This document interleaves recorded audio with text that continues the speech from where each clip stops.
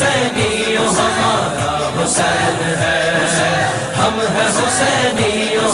جب تک یزید کا دفاع نہیں کریں گے معاویہ کا دامن نہیں بچ سکتا.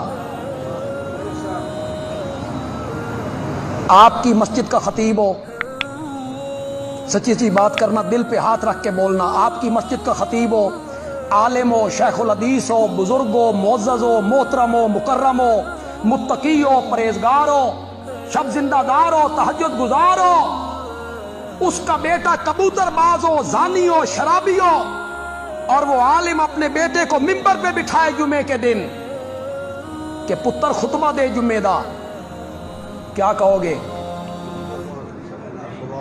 اس عالم کو کیا کہو گے؟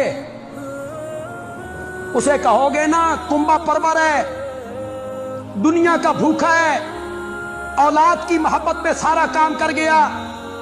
اگر آج کوئی متقی عالم ممبر پہ اپنے زانی بیٹے کو بٹھاتا ہے تو لوگ اس کو برا بھلا کہتے ہیں. اگر یزید ویسا ہوتا جیسے تم کہہ رہے ہو تو معاویہ جیسا صحابی اسے خلافت میں بٹھاتا.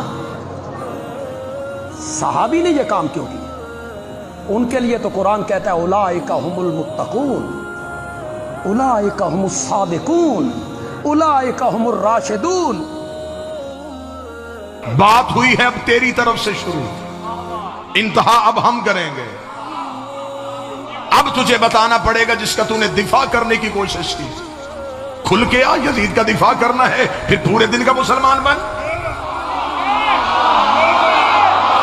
چھپ چھپ کے یزید کا دفاع کیسا؟ پھر پڑھ یزید کا کردار پڑھ. ہماری آنکھوں کے سامنے ہم پڑھتے ہیں حسین کا شجرہ.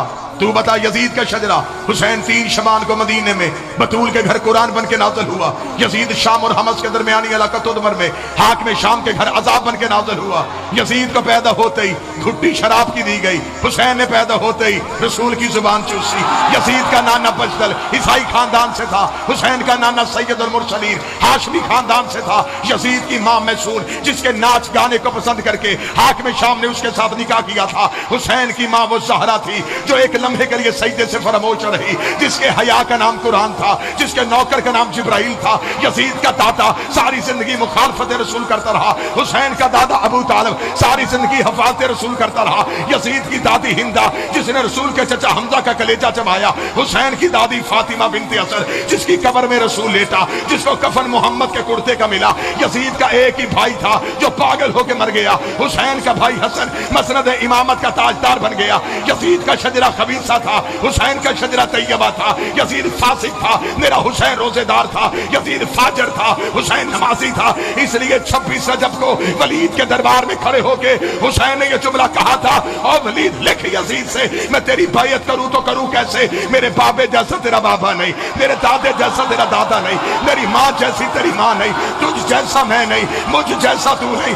اپنے لاکھوں لے کے تو آ، اپنے 72 لے کے میں آتا ہوں. قیامت تک کے لیے ہر حلال زادے کو یہ کہنے پہ مجبور کروں گا حسین زندہ باد ہے، یزید مردہ.